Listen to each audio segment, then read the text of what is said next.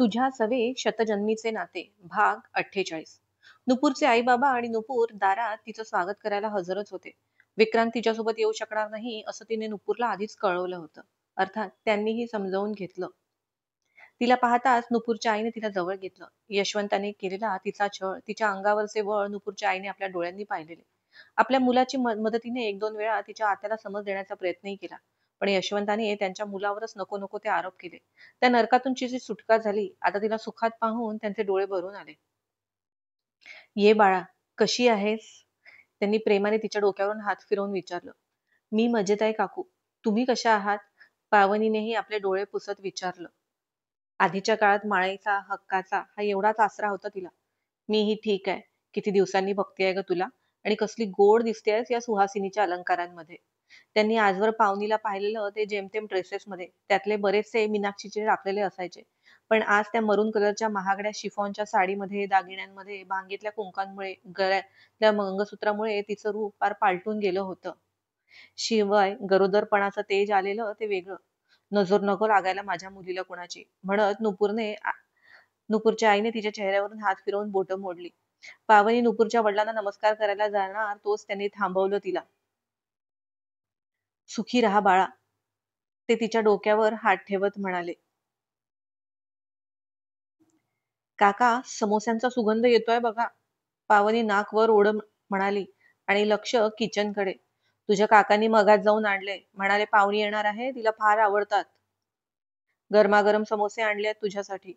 काकू, नाश्ता करून निघाले होते मी, पण आता समोस्याच्या सुगंधाने भूक लागली आहे पुन्हा. पटकन आणा ना. ती तळहात एकमेकांवर चोळत म्हणाली. बस तू, आणते मी. मॅडम, हे असलं स्ट्रीट फूड खाल्लं तर जीजू ओरडतील ना तुम्हाला, लक्षात आहे ना? आई नको देऊस तिला, मी बाबांना सुद्धा नाही म्हणाले होते. नुपूरला विक्रांत पावनीची घेत असलेली एक्स्ट्रीम काळजी आठवली. तसं आज जाणारी नुपूरची आई ही दारातच थांबली. आधीची पावनी नव्हती राहिली ती. काकू, हिचं अजिबात ऐकू नका हा. एक समोसा तरी मी नक्कीच खाणार, आणि ती तळलेली मिरची पण आणा हा सोबत. त्या समोसाच्या सुगंधाने व तिच्या तोंडाला पाणी आलेलं. पावनी, चालेल ना ग पण, नाहीतर जावाई बापू ओरडायचे. आपली नेहमीची पावनी नाही राहिली ती. उद्योगपती विक्रांत कारखानाची बायको आहे. नुपूरच्या बोलण्याने तिच्या आईला संकोच वाटला. काकू, तुम्ही काय हिचं ऐकताय? आणा ना एक समोसा. तुमच्या नातवाला सुद्धा खायचा आहे बघा आता. किमान त्याची तरी इच्छा पूर्ण करा.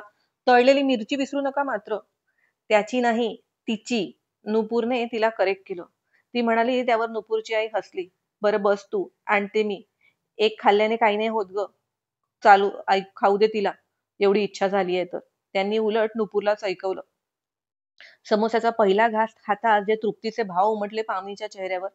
किती दिवसांनी खाते काकू हा समोसा. आहा, सावकाश खा, गरम आहे. दादा कुठे आहे? तोंडात समोसाचा दुसरा घास भरत तिने विचारलं. ड्युटीवर गेलाय, पण येईल जरा वेळात. तू येणार आहे सांगितलं होतं त्याला. नुपूर, तू दादाला मीच येणार आहे या वेळेत ते सांगितलं नव्हतं? तिने तक्रार करत विचारलं. सांगितलंय ग बाई, आई म्हणाली ना येईल तो. आणि दादा आला सुद्धा, हजर आहे. नुपूरच्या भावाने दारातूनच आवाज दिला. दादा म्हणत ती त्याच्या जवळ गेली. कशी आहेस बेटा? मी मस्त, तू कसा आहेस? ठीक आहे मी सुद्धा. आणि कधी आलीस तू? आत्ता, जरा वेळापूर्वी. हातात समोसा तसाच होता तिच्या. आणि हे काय, आल्या आल्या समोसे? त्यानेही समोस्याकडे पाहून विचारलं. मग काय, आत्मा तृप्त झाला माझा. आज किती दिवसांनी असे समोसे खाल्ले. ती एकदम खुश होऊन म्हणाली. बघितलंस ना दादा, द ग्रेट विक्रांत कारखानीसची बायको आहे, आणि हिला मोह कसला तर 15 रुपयाच्या समोस्याचा. नुपूर तिच्याकडे पाहत हसून म्हणाली. त्यावर बाकीही हसलेत. नुपूर, बाळा, जावाई बापू खरंच येणार आहेत ना ग? नुपूरच्या वडिलांनी विचारलं. त्यांना अजूनही विश्वास बसत नव्हता. विक्रांत सारख्या माणसाचे पाय आपल्या घराला लागतील यावर. हो काका, त्यांची कुठली तरी मीटिंग आहे. दुपारी 1 पर्यंत येतील ते. जेवायसाठी तरी नक्कीच बोलले आहेत मला. मग नुपूर, तिची आई आणि पावनी तिघींच्या चांगल्याच गप्पा रंगल्या. विषयाला तोटा नव्हताच.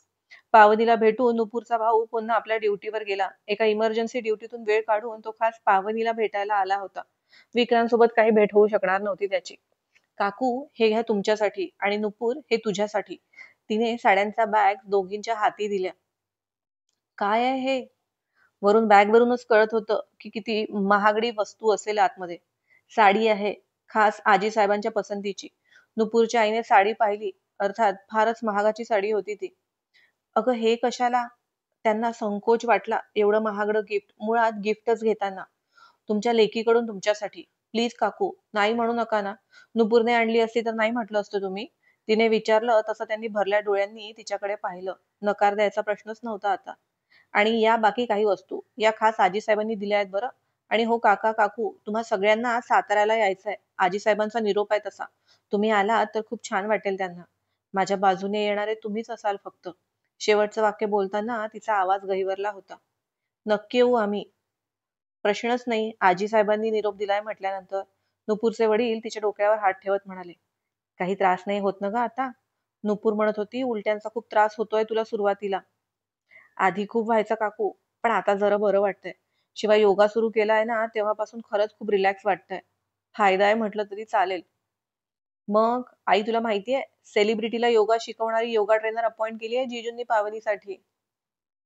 येण्या जाण्यासाठी स्पेशल गाडी आहे. अगं बाई खरंच की काय? नुपूरच्या आईलाही कौतुक वाटलं आणि आश्चर्यही. सांगितलेल्या वेळात विक्रांतही आला. नुपूरच्या वडिलांनी त्याचं स्वागत केलं. त्याने नम्रपणे तिच्या वडिलांच्या आणि आईच्या पायावर झुकत त्यांना नमस्कार केला. ती दोघं तर पाहतच राहिली. एवढा मोठा उद्योगपती आणि आपल्या पाया पडतोय. पावनीला खूप अभिमान वाटला विक्रांतचा. पैशाने, नावाने तो जेवढा मोठा होता तेवढाच संस्कारानेही. औक्षवंत व्हा. तुमचे खूप खूप आभार की या गरिबाच्या झोपडीला पाय लागले तुमचे. आता या क्षणी आम्हाला जे वाटतंय ना ते शब्दात नाही सांगता येणार. नुपूरचे बाबा कृतज्ञतेने म्हणाले, काका प्लीज असं काही बोलून लाजवू नका मला. आणि अहो जाहो तर अजिबात करू नका. खूप लहान आहे मी तुमच्यापेक्षा. कदाचित नुपूरच्या भावाच्याच वयाचा. नुपूरच्या आईवडिलांनी एकमेकांकडे पाहिलं. निशब्द झाले होते ते विक्रांतच्या तोंडून ते ऐकून. जावई आहात तुम्ही आमचे. तुम्हाला नावाने हाक मारणं नाही शक्य होणार आमच्याने. रीत नाही तशी. नुपूरचे बाबा हात जोडून म्हणाले. त्यानंतर जेवणं झाली. घरचं जेवण तसंही पहिली पसंती असायची विक्रांतची. आणि नुपूरच्या आईने मन लावून एवढा चविष्ट स्वयंपाक केला होता. त्या स्वयंपाकाला त्यांच्या प्रेमाची, आपुलकीची जोड होती. विक्रांतच्या आवडीच्या भाज्या केल्या होत्या त्यांनी. खास. खूप नाही पण व्यवस्थित जेवला तो. अगदी पोट भरून म्हटलं तरी चालेल. काकू, जेवण खूप टेस्टी होतं. कॉम्प्लिमेंटही दिलं. तुम्हाला आवडलं यातच भरून पावलो आम्ही. आजीसाहेब, आबासाहेब आणि विराटसाठी सुद्धा खव्याच्या पोळ्या बांधून दिल्या होत्या नुपूरच्या आईने. पावनी, हे घे घरच्यांसाठी. म्हणजे चालेल ना ग मी दिलेल्या? इथून नेलेलं. त्यांनी बांधून तर दिल्या पण मग संकोचून विचारलं. त्यावर पावनीने रागाने पाहिलं त्यांच्याकडे. असं का म्हणता? आणि तुम्ही दिल्या नसत्या ना तरी मागून घेतल्या असत्या मी. पावनी त्यांच्या हातून तो डबा घेत म्हणाली. जरा वेळ थांबून ते दोघं जायला निघाले. तसं नुपूरच्या आईने तिला हळदी कुंकू लावून साडी आणि विक्रांतसाठीही गिफ्ट आणलं होतं. त्या दोघांच्या हाती दिलं. त्यांनी त्यांच्या परीने आजीसाहेब, बाबासाहेबांसाठीही भेटवस्तू आणल्या. विक्रांतला काही देताना संकोचले होते ते. त्याला काही देणं म्हणजे सूर्याला दिवा दाखवण्यासारखं होतं. पण त्याने आवडीने घेतलं सगळं. काका काकू, नुपूर, येतो आम्ही. पावनीने सांगितलंच असेल तुम्हाला. पावनीसाठी तिच्या खूप जवळचे आहात तुम्ही सगळे. तुम्ही आलात तर नक्की आनंद होईल तिला आणि आम्हालाही. विक्रांतनं सुद्धा निघताना त्या तिघांनाही आग्रहाचं आमंत्रण दिलं. नक्की येऊ आम्ही. पावनी बाळा, नशीब काढलं. देवाने आजवर तुझ्या आयुष्यात जे काही भोग लिहिले त्या सगळ्यांची भरपाई केली बघ. जावाईन बापूंसोबत तुझी गाठ बांधून. नुपूरची आई भारावून म्हणाली. एवढी श्रीमंत माणसं कशी असतील, पावनीला नीट वागवत असतील की नाही ही शंका होती. तरी नुपूरने सगळं सांगितलं होतं, पण आज आपल्या डोळ्यांनी पाहिलं, अनुभवलं होतं त्यांनी. आणि खरंच सगळी चिंता मिटली. नुपूरकडून आल्यावर तर पावनी प्रचंड खुश होती. विक्रांतला रस्त्यात कितीतरी वेळा थँक्यू म्हणून झालं होतं तिचं. त्याच्या साध्या कृतीने ती खुश झालेली ती. तसंही मटेरियलिस्टिक गोष्टींच्या अपेक्षा नसायच्याच तिच्या. त्याचा वेळ, त्याचं कौतुक पुरेसं होतं तिला खुश व्हायला. भूमिपूजनाचा कार्यक्रमही त्यानंतर पार पडला. पावनी आणि विक्रांतच्या हाताने यथासांग पूजा करून तिच्या आणि आजीसाहेबांच्या हाताने कुदळ मारल्या गेलं. त्यानंतर आबासाहेबांचं छोटंसं भाषण झालं. आधीच त्यांनी या गावासाठी बरंच काही केलं होतं आणि त्यात हा दवाखाना. गावकरी तर भारावून गेले होते. आमदार साहेबांची ही भाषणं झालीत. प्रसिद्धी नको म्हणून प्रयत्न केला तरी प्रेस आणि मीडियावाले होतेच. नुपूरचे आईवडील आणि भाऊ सुद्धा आलेले. पावनीने आजीसाहेब, आबासाहेब आणि विराटची त्या सगळ्यांसोबत ओळख करून दिली. एवढा पैसा, श्रीमंती असूनही आजीसाहेब, बाबासाहेब अगदी डाऊन टू अर्थ होते. नुपूरच्या आईवडिलांसोबत, भावासोबत अगदी मनमोकळेपणाने बोलले. त्यांची चौकशी केली. आजवर त्यांनी पावनीसाठी जे काही केलं त्याचे मनापासून आभार मानले. अक्कासाहेबही आलेल्यात. त्यांचा मुलगा तुषार आणि सून मुक्ताही सोबत होते. आजीसाहेबांनी पावनीची त्या तिघांसोबत ओळख करून दिली. तशी बिचारी मनात धास्तावलेलीच होती. त्यांचा सून आणि मुलगा तर छान होते, पण अक्कासाहेब चेहऱ्यावरूनच डेंजर वाटल्या तिला. पण तिथे पाहुण्यांच्या गडबडीत आणि कामाच्या घाईत तिचं अक्कासाहेबांसोबत विशेष असं काही संभाषण झालं नव्हतं. त्यामुळे खरा हिसका भेटायचा आणि बघायचा अजून बाकी होता. ठरल्याप्रमाणे गावकऱ्यांना गरजू वस्तूंचं वाटप झालं, तेही पावनीच्या हाताने. रात्रीचा सप्ततारांकित हॉटेलमधला पार पडलेला सोहळा सुद्धा सगळ्यांचं लक्ष वेधून घेणारा होता. विराज कारखानीची फुल फ्लेज बिझनेस एंट्री, जर्मन कंपनीसोबत त्यांचं कोलॅबरेशन या दोन मोठ्या न्यूज सोबतच एक महत्वाची आणि लक्षवेधी न्यूज होती. आणि ती म्हणजे विक्रांत कारखानीस याचं लग्न. त्याने पावनीला स्टेजवर बोलावून इंट्रोड्यूस केलं. समोर एवढी सगळी लोक, प्रेस, मीडियावाले पाहून तर ती फार गोंधळून गडबडून गेली होती. या अशा गोष्टी आजवर तिने फक्त टीव्हीवर पाहिलेल्या. कॅमेऱ्याचे फ्लॅश आणि त्याचे बाईट्स घेण्यासाठी जेव्हा न्यूज रिपोर्टर्स वाल्यांनी माईक समोर केले त्यावेळी तर अगदी भांबावून गेली होती. तुमची भेट कशी झाली? लव्ह मॅरेज आहे का? विक्रांत सरींनी तुम्हाला प्रपोज केलं का? वगैरे बरेचसे प्रश्न विचारत होते रिपोर्टर. त्यावर तिने विक्रांतकडे पाहिलं. त्याने तिच्या खांद्यावर हात ठेवत नजरेनेच तिला धीर दिला. येस, लव्ह मॅरेज आहे हे, आणि मीच प्रपोज केलेलं तिला. And I would like to thanks in front of all of you. बोलत तो तिच्याकडे वळला.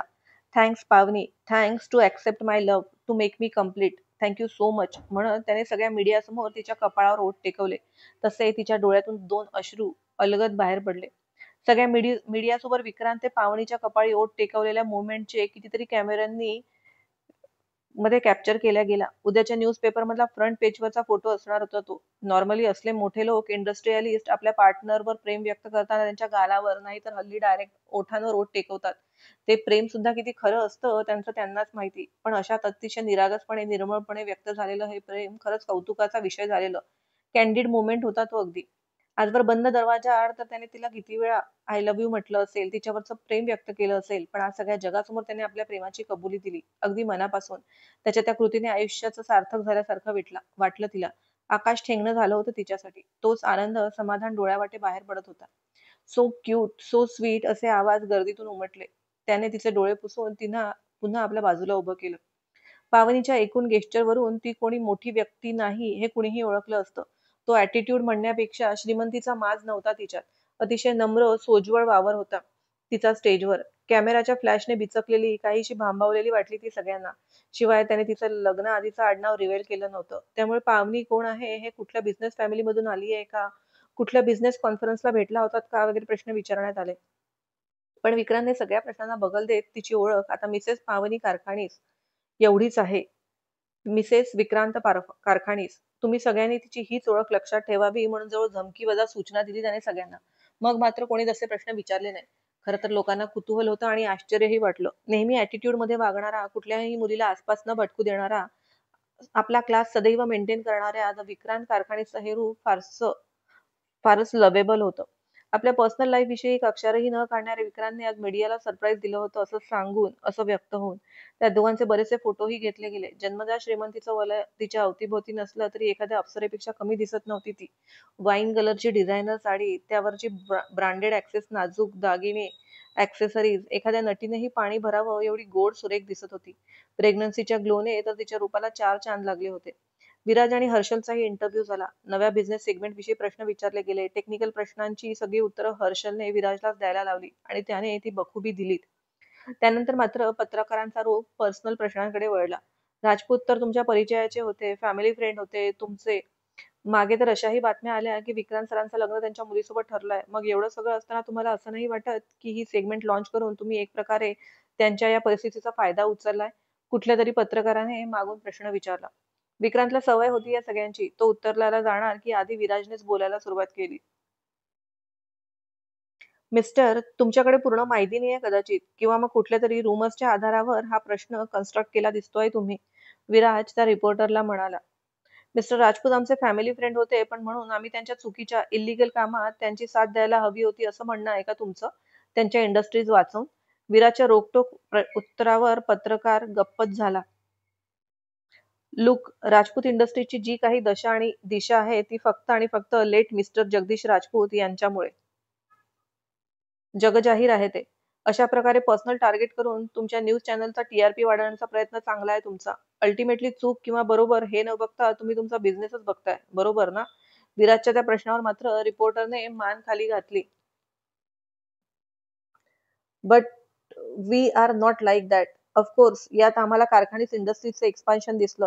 But you should think and understand की आम्ही जर हात पुढे केला नसता तर डबघाईला आलेली राजपूत इंडस्ट्री बंद पडली असती. हजारो कामगार रस्त्यावर आले असते. उलट आम्ही ते सगळं होण्यापासून वाचवलं. इन्व्हेस्टरची मनं वळवून त्यांना राजी करून या सगळ्या फॅक्टरीज जिवंत ऑपरेशनल ठेवल्या आहेत कारखानिसांनी. पर्यायाने तिथला रोजगारही. I guess you should appreciate these efforts rather than asking such foolish question. विराजचं उत्तर ऐकून टाळ्यांचा गडगडाट झाला. विक्रांत तर पाहतच राहिला. विराजकडून असल्या सडेतोड उत्तराची खरोखरच अपेक्षा नव्हती त्याला. विराजचं भविष्य उज्ज्वल होतं. त्याचा हा नन्हा मुन्ना विराज बिझनेसची एक एक पायरी सर करत वर चढत होता. सगळ्यात महत्वाच्या अनाउन्समेंट झाल्यानंतर प्रेस कॉन्फरन्स आटोपल्यावर पार्टी सुरू झाली. विक्रांत काही महत्वाच्या लोकांसोबत पावनीची ओळख करून देत होता. इथून पुढे ती ऑफिस जॉईन करणार तेव्हा काही लोकांसोबत तिची ओळख असणं आवश्यक होतं. बाकी विराज, विक्रांत, हर्षल आणि नुपूर सोडलं तर तिच्या ओळखीचं असं कोणीच नव्हतं तिथे. ते तिघे सुद्धा गेस्टला अटेंड करण्यात त्यांच्यासोबत बोलण्यात बिझी झाले. नशीब नुपूर सोबत होती. ती सुद्धा यायला तयार नव्हती पण तिने जबरदस्तीने बोलावून घेतलं तिला. इनफॅक्ट विक्रांतनेच आग्रह केला, पावनीला सोबत म्हणून तरी ये. मग लाडक्या जिजूंनी म्हटल्यानंतर नकार द्यायचा प्रश्नच नव्हता. इथलं सगळंच किती वेगळं आहे ना गं नुपूर. पावनी आजूबाजूचं निरीक्षण करत म्हणाली. मॅडम तुम्ही सवय करून घ्या आता या सगळ्यांची. सेलिब्रिटी झाल्या आहात तुम्ही. नुपूरने तिला चिडवलंही. आजीसाहेब, आबासाहेब दोघांनाही या पार्टीत तशाही आवडायच्या नाही. त्यामुळे ते तिथे फक्त उपस्थिती लावून निघून गेले. अक्कासाहेब घरी होत्या त्यामुळे आजीसाहेबांना घरी जाणं भाग होतं. फक्त एका महत्वाच्या बिझनेस क्लायंट सोबत बोलणाऱ्या विक्रांतने पावनीकडे पाहिलं. थकली वाटत होती ती. तसंही सकाळपासून बरीच दगदग झाली. शेवटी त्या सगळ्यांचा निरोप घेऊन बाकी सगळी जबाबदारी हर्षल आणि विराजवर टाकून तो पावनीला घेऊन घरी यायला निघाला. ड्रायव्हरला नुपूरला घरी सोडण्याचे इन्स्ट्रक्शनही दिले. घरी आल्या आल्या तिचं विक्रांतकडे आभार प्रदर्शन करून झालं. यावेळी त्याच्या पद्धतीने. तसं तर त्याने मनापासून स्वीकारलं होतं हे दोघांचं नातं. पण आज अख्ख्या जगासमोर तिला ओळख मिळवून दिली होती. त्याच्या दृष्टीने हे त्याचं कर्तव्य होतं. पण तिच्यासाठी खूप मोठी गोष्ट होती. दिवसभराची दगदग आणि रात्रीची ही पार्टी. त्यामुळे झोपायला उशीर झाला आणि उठायलाही. सकाळी आळत देत तिने डोळे उघडले तर विक्रांत टायची नॉट बांधत होता. तिने घड्याळाकडे पाहिलं तसं ताडकन उठून बसली. आरशातूनच विक्रांतकडे लक्ष गेलं तर तो जवळजवळ ओरडलाच तिच्यावर. या अशा उठण्यासाठी. या दिवसांमध्ये कसं बसायचं, कसं उठायचं, कसं चालायचं याचे वेगवेगळे व्हिडिओ त्याने इंटरनेटवर पाहिले होते. शिवाय डॉक्टरांनाही विचारलं होतं. त्यामुळे त्याच्या डोळ्यासमोर असली की तिच्या प्रत्येक कृतीवर त्याचं लक्ष असायचं. जिथे ती चुकली तिथे त्याचा ओरडा बसायचा तिला. आजही तिने तेच केलं होतं. पावनी, किती वेळा सांगितलंय तुला असं उठायचं नाही आणि कसली एवढी घाई आहे? एक दिवस उशीर झाला तर काय आभाळ कोसळलं का? सॉरी विक्रांत, ते घड्याळाकडे पाहिलं आणि लक्षातच आलं नाही माझ्या. सॉरी ना, मी काळजी घेईल, ती गरीब चेहरा करून म्हणाली. खरंच याआधीही 3-4 वेळा सांगितलं होतं त्याने. ती सुद्धा काळजी घ्यायची पण आज घड्याळ दाखवत असलेली 9 वाजताची वेळ पाहून घाईघाईत उठण्याच्या चक्करमध्ये लक्षातच आलं नाही तिच्या. एवढा वेळ कधीच झोपून नसायची. एवढं हायपर व्हायची काही गरज नाहीये. उशिरा जाग आल्यामुळे तिची रिॲक्शन पाहून त्याने म्हटलं. अहो असं कसं? बघा ना, चक्क 9 वाजलेत. 9 वाजेपर्यंत झोपले मी. तुम्ही तरी उठवायचं असतं मला. रिलॅक्स पावनी, तुझ्याच घरात आहे तू. रात्री झोपायला उशीर झाला आणि छान निवांत झोपली होती तू. उठवायची इच्छा नाही झाली माझी. तरीही श्वेता मॅडम पण येऊन गेल्या असतील. आली होती ती तिच्या वेळेवर. तिला परत जायला सांगितलं मी. त्याला या गोष्टीचं विशेष काही वाटलं नाही. उगाचच फेरा झाला त्यांचा. ती कपाळाला हात लावत म्हणाली. त्याची पावनी म्हणजे सगळ्या जगाचा विचार करणारी होती. अगं एवढं कशाला वाटून घेतीये? तिला कुठे पायी चालत जायचं होतं. हो पण तरीही एवढे पैसे मोजले आहात तुम्ही. एका दिवसाचे पैसे सुद्धा वाया गेलेत ना. नेहमीप्रमाणे हिशेब करत ती बोलून गेली तसं त्याने तिच्याकडे पाहिलं आणि तिने दाताखाली जीभ चावली. विसरून जायची की तिचा नवरा कोट्याधीश आहे. लक्ष्मी पाणी भरते त्यांच्याकडे. एवढ्या छोट्या छोट्या गोष्टींचा विचार करण्याची काही एक गरज नाहीये. या आधीही सांगितलंय तुला. तसं नाही हो. आजीसाहेब, आबासाहेब असेल तर काही बोलणार नाही. पण अक्कासाहेब पण आहेत ना घरात, म्हणून म्हणाले मी. अक्कासाहेबांचं अगदी ठळक लक्षात होतं तिच्या. मग त्यांचं काय टेन्शन घ्यायचं? उलट मी तर म्हणतो त्या काही बोलल्या तर सरळ-सरळ उत्तर देऊन मोकळी हो तू. त्याने तर सरळ-सरळ सांगूनच टाकलं. असं कसं? तिला हे अजिबात पटणार नव्हतं आणि जमणार तर मुळीच नव्हतं. मी म्हणतो म्हणून. काहीही बोलल्या तरी स्वतः उत्तर देऊन मोकळं व्हायचं. अजिबात त्यांचं ऐकायचं नाही. त्याने कितीही सांगितलं तरी तिला कितपत जमणार होतं देवच जाणे. भेटूया लवकरच पुढच्या भागात. चॅनलला ज्यांनी लाईक सबस्क्राईब केलं नसेल त्यांनी पटकन करून टाका. Thank you.